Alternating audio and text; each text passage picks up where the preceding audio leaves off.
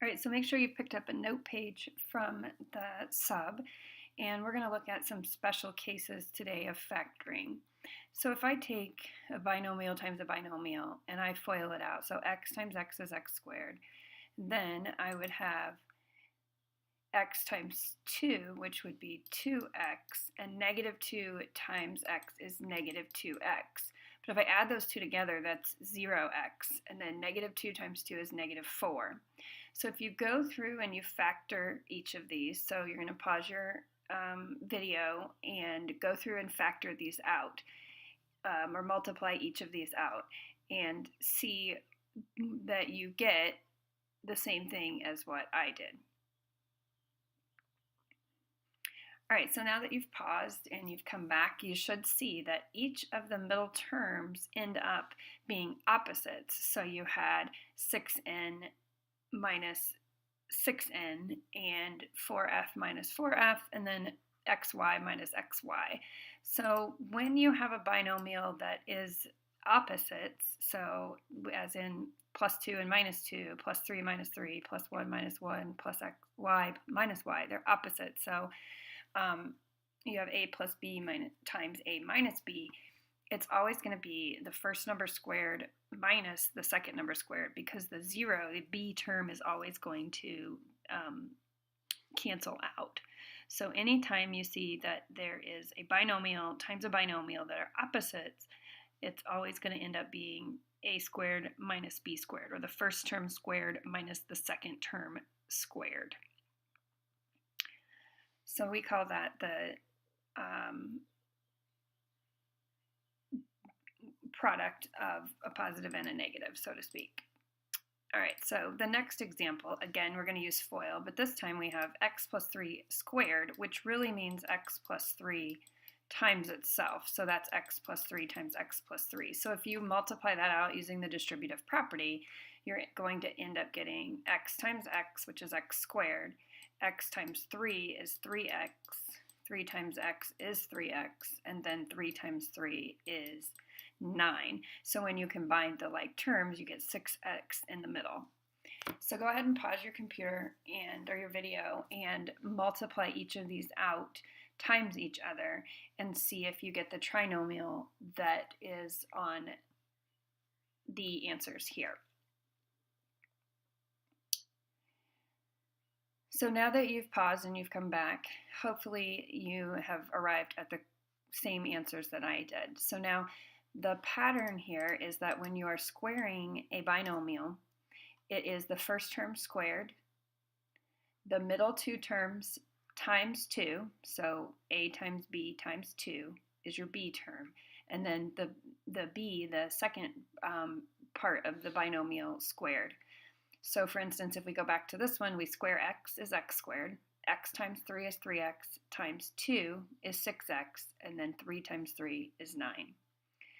So again, 3 times 3 is 9m squared, 3m times 1 is 3m times 2, because you always have to times it times 2, so that gives us the 6m, and then 1 squared is 1. So that works out for each of those. The next one is the difference. So now we have y minus 2 times itself, y minus 2. So again, if you multiply that out, y times y is y squared, u times u is u squared, and u times negative 2 is negative 2u. Negative 2 times u is negative 2u, and then negative 2 times negative 2 is positive 4. So when you're squaring a binomial that's subtraction, the pattern is that you're going to see the b term be negative and the c term be positive, because a negative times a negative is a positive. But then when you add them together, they're both negative, so that remains a negative. So go ahead and pause the video and multiply out number 2, 3, and 4 and see that you get the same answer.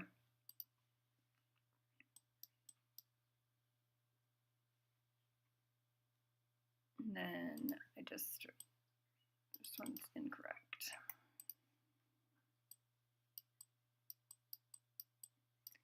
All right, so now that you've paused and you come back and you've checked, you should be able to see the pattern. So each of these allows us to factor more quickly. So if we recognize the pattern, then we can apply that. So we see we have x squared minus 4. And if we go back to where we had a term minus another term, that was the first one where the binomials were the same, they were just opposites of each other. So x squared minus 4 would become x plus 2 times x minus 2. And if we ask ourselves, what do we multiply to get negative 4 but add to get 0, because the b is 0, that'd be 2 and negative 2. So anytime you have two perfect squares that are separated by subtraction, they become their opposites.